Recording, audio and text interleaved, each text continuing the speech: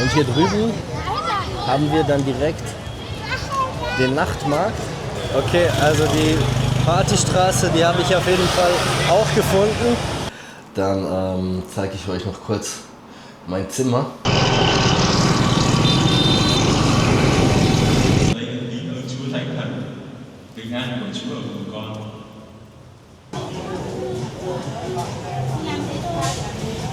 Hier ein bisschen aufpassen.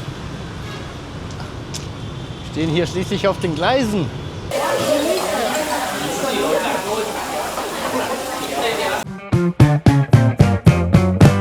So, danke fürs Einschalten und herzlich willkommen auf meinem Kanal hier aus Da Nang.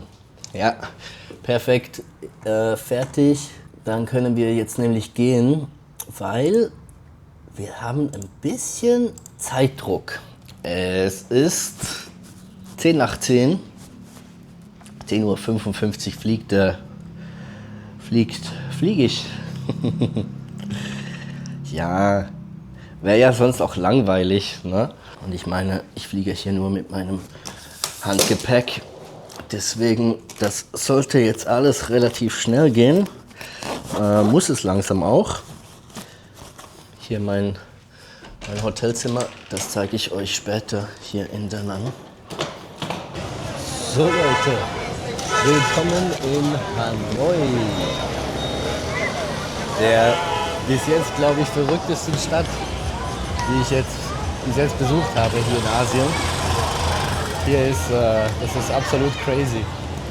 Aber ihr werdet das gleich sehen.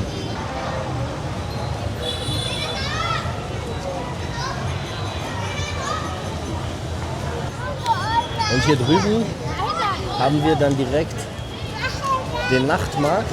Was auf jeden Fall auf den ersten Blick auffällt, sind diese hellen Lichter. Es mag ja gut sein, um was zu kaufen, um es genau anschauen zu können. Aber für die Atmosphäre ist das mal gar nichts. Also man kann da kaum reinschauen. Das ist so grell, dieses Licht.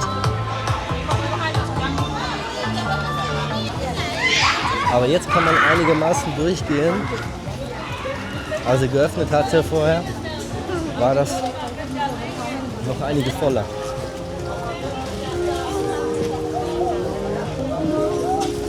Und wie gesagt, ich habe jetzt natürlich schon ein paar Märkte gesehen. Deswegen, also mein Favorit ist es jetzt nicht.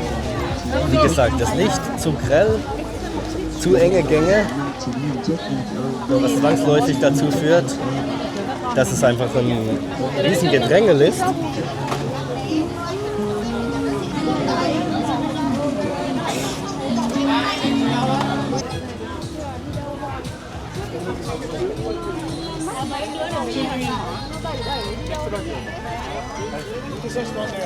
Ja. Aber von dem her, was sie verkaufen, also 1:1 wie auf den anderen Märkten.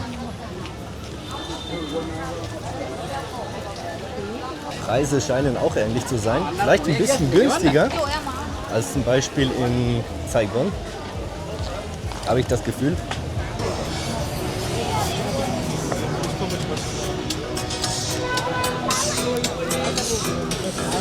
Auf jeden Fall gibt es hier kulinarisch ein paar Dinge, die ich versuchen möchte. Ach, guck mal, hier sind wir bei einem Restaurant, wo ich heute war. War auf jeden Fall sehr gut. Ich glaube 190.000, sowas. Aber ja, sehr aufmerksam die Leute da drin. Okay, also die Partystraße, die habe ich auf jeden Fall auch gefunden. Hier ist eigentlich Sperrstunde um 11:30 Uhr. Es ist jetzt 11:20. Aber man kann leider immer noch nicht so gut durchlaufen. Ich dachte, vielleicht geht das jetzt. Aber ich werde es euch trotzdem mal zeigen.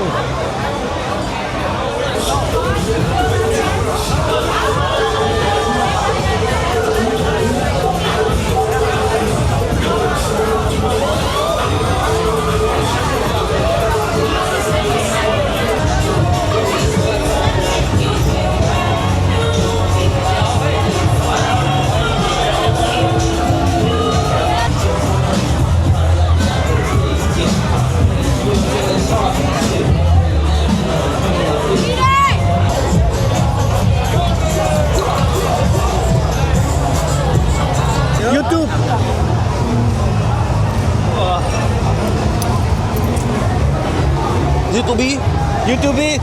Okay, Peoples, dann zeige ich euch noch kurz mein Zimmer. Also es ist tatsächlich das erste Mal, dass ich ein Hotelzimmer ohne Fenster habe. Aber wenigstens hier ein Tresor habt ihr, AC habt ihr. Auch sonst, also es sieht eigentlich schön aus. Fernseher, hier Wasserkocher, könnt euch auch Getränke hier hochbringen lassen. Also ihr könnt hier theoretisch runterschauen oder hochschauen, also wenn da das Licht an ist, dann ist da der nächste Raum, aber man sieht natürlich nichts, weil dieses Glas ist nicht transparent. Genau, aber ihr habt die Dusche hier, ne? Kennt man so in Asien. Ja, völlig okay. Also ich habe es tatsächlich nur von der Bewertung kurz angeschaut und war super Bewertung, es ist mega gut gelegen, deswegen, also ich habe das Zimmer selber, ich habe es gar nicht groß angeschaut, ich habe nur kurz ein bisschen durchgescrollt und ja, ich habe nicht gesehen, dass kein Fenster hat, aber wie gesagt, das war nur eine Nacht, ich war bis, weiß ich nicht, um 1 Uhr, 2 Uhr war ich unterwegs. Und dann zurückgekommen, direkt schlafen gegangen, jetzt aufstehen und direkt wieder gehen. Also ich war wirklich nur zum Schlafen hier. Ansonsten wäre ein Fenster schon okay, ja, für mich. Aber geschlafen, super, war gut. Also da könnt ihr direkt auch selber buchen. Haben natürlich auch andere Zimmer, gibt anscheinend auch Zimmer mit Fenster, gibt auch größere Zimmer, gibt's alles. So, dann werden wir jetzt noch ein paar Sachen anschauen gehen, kurz, bevor es dann weitergeht zum Flughafen. Also wie gesagt, gelegen ist es super. Also es gibt allgemein jetzt nicht mega viel zum Anschauen hier in Hanoi. Ich meine so Tempel gibt es überall, aber die lassen wir jetzt hier mal weg. Ich denke danach in Kambodscha bei Angkor Wat ist das auf jeden Fall sehenswerter oder ja, ist ja die Hauptattraktion dort. Deswegen, wir gehen jetzt mal zum See. Okay.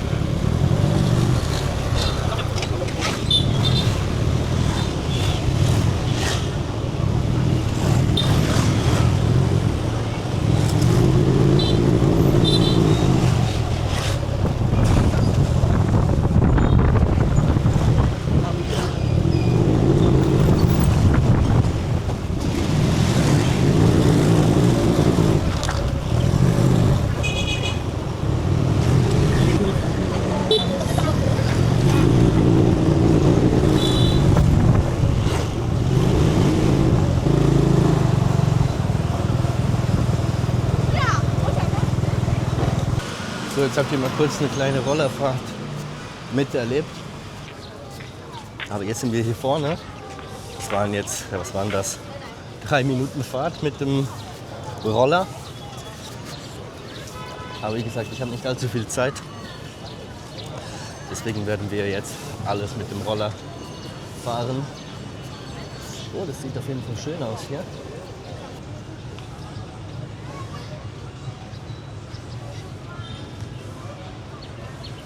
Kleiner See. Und ja, also ich muss schon sagen, die Luft hier, zumindest gestern zur Rush Hour, da wird die Luft schon sehr stickig hier. Also mit diesen ganzen Rollern, mit diesen engen Gassen und so. Dann gehen wir mal zu dieser Kathedrale. Ja, okay. 7 Minuten gehen hier von diesem Ort bis zur Kathedrale. Dann sind wir mal nicht komplett faul und machen das. Mit dem Roller 3 Minuten.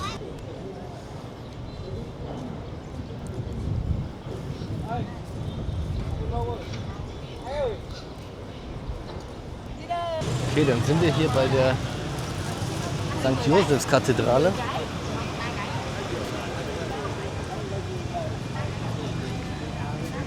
Hier überall Jesus. Lustig, ne? Obwohl Vietnam überwiegend buddhistisch ist.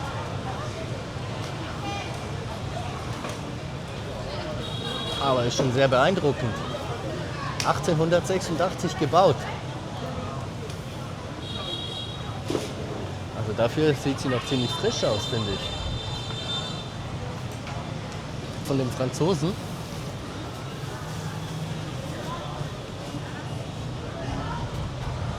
Sieht es hier auch an den gotischen Fenstern. Ne?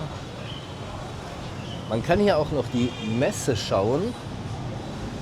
Also heute wäre Samstag um 5:30 Uhr morgens oder um 18 Uhr nachmittags. Und am Sonntag ja, um 5 Uhr, 7 Uhr, 10 Uhr, 16 Uhr und 18 Uhr auf Vietnamesisch. Um 11:30 Uhr auf Englisch und um 10 Uhr auf Französisch. Interessant. Mal kurz schauen, ob ich hier irgendwie reinkomme.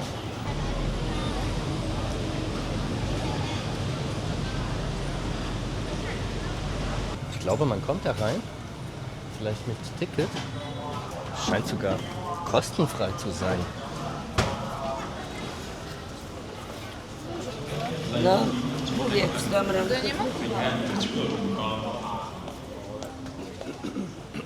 J'avais deux Hãy lấy ơn biết ơn Chúa Thánh Thần, bình an của Chúa ở cùng con. Hãy nhận lấy ơn biết ơn Chúa Thánh Thần, bình an của Chúa ở cùng con.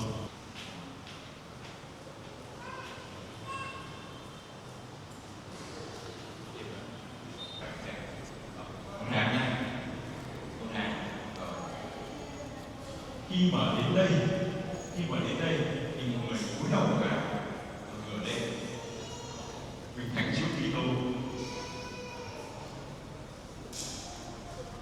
mình thánh Chúa Kitô, nước bằng miệng. Amen nhé. Anh cũng phải quay đó. Mình thánh Chúa Kitô. Oh, das sieht ja schön aus hier.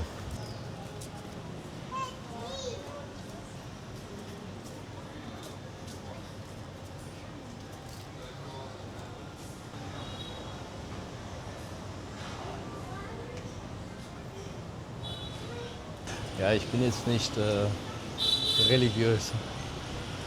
Gläubig ja, aber nicht religiös.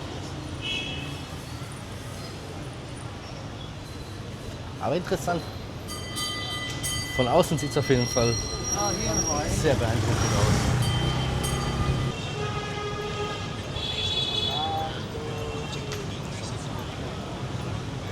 Aber jetzt war hier trotzdem die Messe, ne?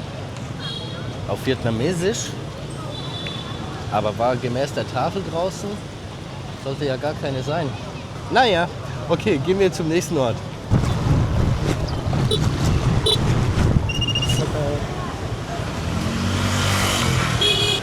Dann sind wir jetzt hier mal bei dem Lever Coffee, Special Egg Coffee. Mal schauen, ob das ein guter Ort ist, um das zu versuchen. Café Maison. Müssen wir doch mal versuchen. It's a little bit the coffee, condensed milk, and the top is the cream milk.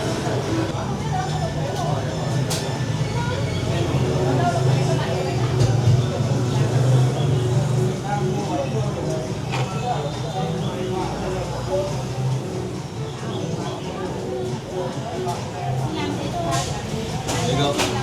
There you go. So we must try the little bit cream top and the mixing coffee at the bottom. So, thank you so much. Thank you. Okay, dann versuchen wir das mal.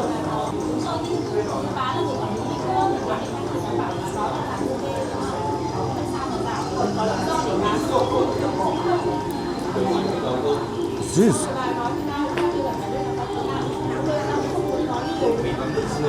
Also der Kaffee ist ganz unten und dann kommt die Creme oben drauf. Deswegen, man schmeckt den Kaffee auch nur ganz unten.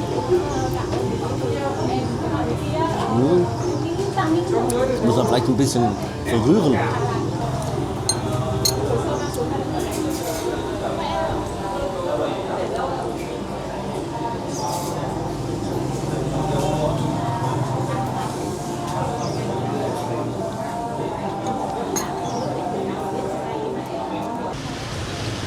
Ja, also dieser Kaffee ist nicht schlecht, aber sehr süß. Muss man auf jeden Fall umrühren. Aber selbst dann bleibt es süß. Nicht extrem viel Kaffee drin. Die Konsistenz ist sehr luftig. Also man hat kaum das Gefühl, dass man etwas trinkt. Es ist sehr wie Schaum, eine Art. Und man schmeckt das Ei schon. Ja? Also wenn man Ei jetzt nicht so mag, ist es vielleicht nicht das Richtige. Ich finde es okay. Vielleicht irgendwie, ich würde es vielleicht so nach dem Essen, so eine Art als Dessert, aber jetzt nicht so morgens als der Kaffee. Ne? Deswegen, ja, kann man auf jeden Fall mal versuchen. Auch da bei diesem Kaffee kann man machen. Preis 70.000, 65.000. Ne? 2, 3 Euro, sowas. Jetzt könnten wir eigentlich mal noch kurz hier hochgehen zu dieser Brücke. Und dann gehen wir kurz hier in das Restaurant was essen. Ich habe nämlich schon wieder Hunger. Oh, das sieht aber sehr lecker aus.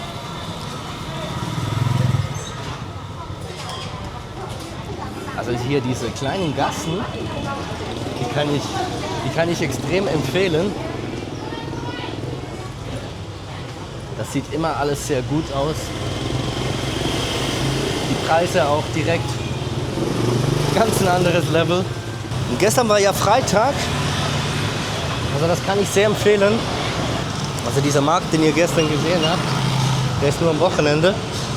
Dann am Samstagmorgen hier ein bisschen erkunden. Dann sind viel weniger Touristen unterwegs.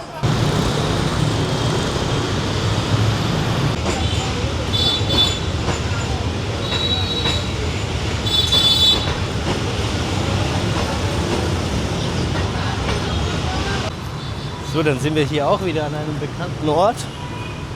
Hier ein bisschen aufpassen. Wir stehen hier schließlich auf den Gleisen. Eine sehr alte Brücke. Das sieht sehr beeindruckend aus. Also man darf hier stehen im Moment. Der Zug ist soeben durchgefahren.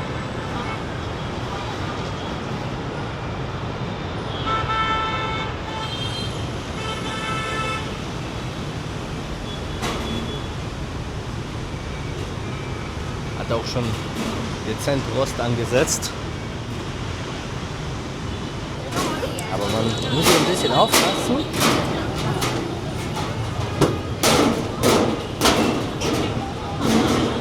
Am besten hier in der Mitte gehen.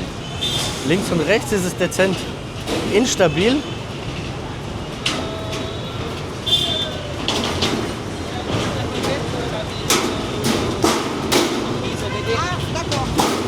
Ihr seht, am besten gehen, wenn der Zug gerade durch ist. Weil danach kommen die Touristen direkt wieder.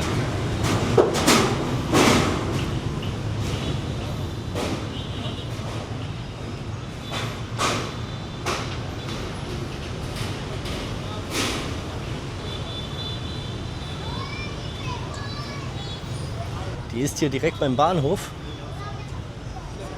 beim Gare Longuien. Und hier kann man sonst auch hochgehen, wenn man kurz vorm Durchdrehen ist und einfach mal ein bisschen Ruhe benötigt von der Stadt. Hier oben ist nichts. Hier unten, also das ist schon, wenn man da eine Stunde, 2 rumläuft hier in der Stadt, also ich bin fast taub. Ich glaube, das wird Langzeitschäden für mein Gehör haben, dieser Besuch hier in Hanoi. Jetzt habe ich im Hotel, dachte ich, jetzt frage ich noch mal das letzte Mal wegen diesem wegen dieser Speise, wegen diesem Chaka. Und ihr glaubt es nicht, sie kannte es. Und sie weiß sogar, wo es das gibt. Deswegen, ich werde jetzt zurück ins Hotel gehen, Grab bestellen direkt zu diesem Restaurant und dann kann ich das endlich mal versuchen. Weil das ist eine einfache Speise, aber es sei hier halt eine Spezialität. Das hat sie mir auch bestätigt. Also es ist interessant, dass das, ja vielleicht weil ich es falsch ausgesprochen habe, vielleicht weil das andere gar nicht suchen, Touristen hier, ne, weil es eher was Einfaches ist. Also hier ist das hat sie mir vom Hotel gesagt, das Chaka Thang Long. Der Eingang scheint hier zu sein.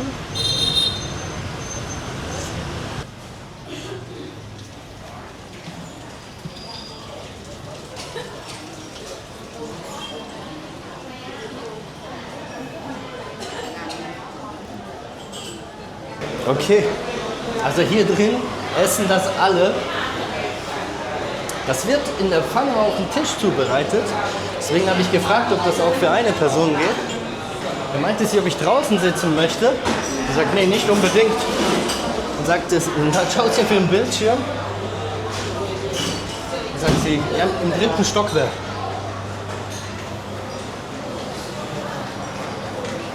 Ein richtig großes Restaurant hier. Okay, also der Fisch kam schon mal.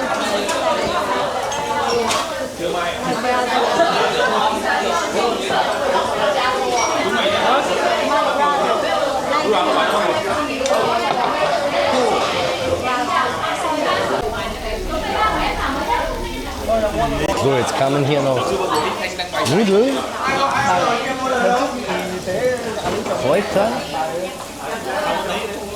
und ein bisschen was für Spicy.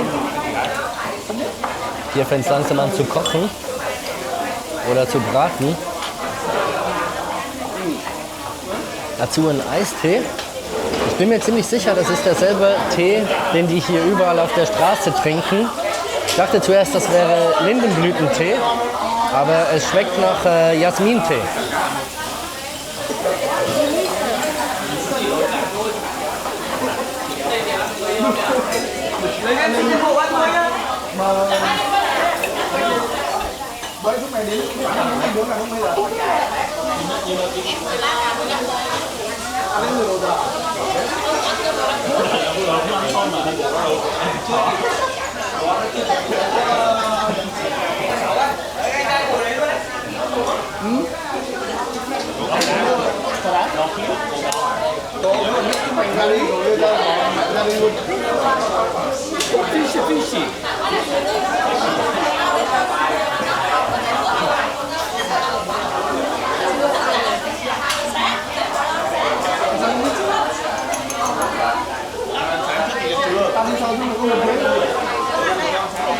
Das ist ja richtiger Service hier. Ja.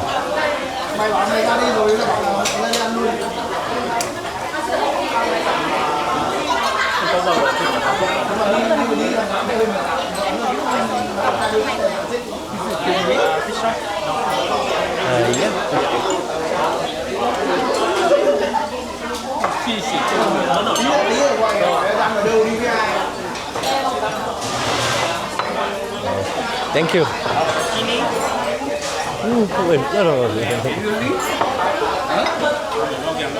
Das sieht ja perfekt aus.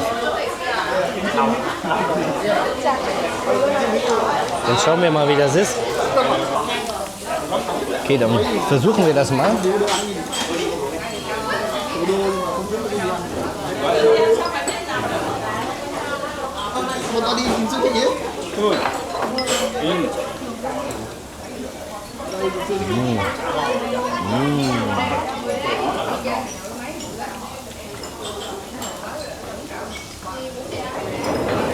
Sehr lecker.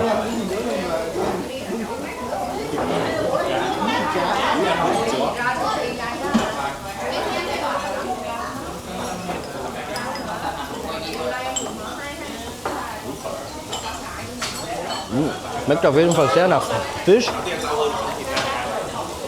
Aber ich finde es sehr gut. Ich finde es sehr gut. Schmeckt mir. Okay, also das war absolut fantastisch. Kann ich sehr empfehlen. Also von außen unscheinbar. Fast nur Einheimische da drin. Oder Leute, die hier mit so einem Tourguide hierher kommen. Und ich habe gesehen, 3 Stockwerke und es war voll. In jedem Stockwerk. Am Samstag um 12 Uhr, 1 Uhr. Also könnt ihr mir vorstellen, dass es auch Zeiten gibt, wo ihr vielleicht mal kurz warten müsst, um da einen Tisch zu bekommen. Lucky me. Also ich bin perfekt in der Zeit, es ist 5 nach 1. Grab-Fahrer ist unterwegs. Jetzt kurz den Koffer abholen und dann geht's zum Flughafen. Also dann fahren wir jetzt hier zum letzten Mal durch die wilde Stadt. Kann ich auf jeden Fall sehr empfehlen. Also macht es euch nicht schwer hier mit rumlaufen. Es ist anstrengend. Ne? Man muss immer schauen, dass man nicht überfahren wird. Man kommt fast nirgends gut durch und ja, es ist anstrengend. Besser Grab, Roller bestellen. Dann hat er die Action. Ihr sitzt ganz gemütlich hinten drauf.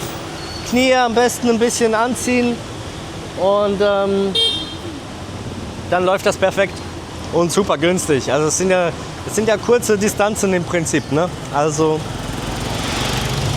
kann ich sehr empfehlen, sich den Stress zu sparen.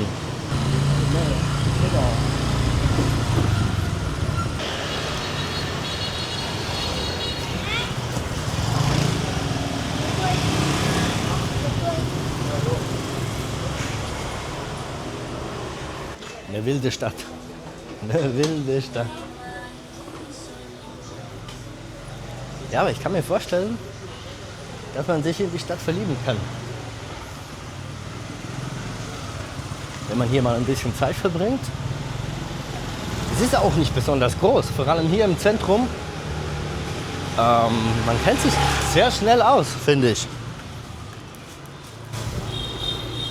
Da ist Saigon auf jeden Fall weitläufiger. Aber auch Saigon, sehr gut, wie es gebaut ist. Das könnt ihr euch auch gerne mal anschauen, das Video. Die machen das sehr gut hier in Vietnam.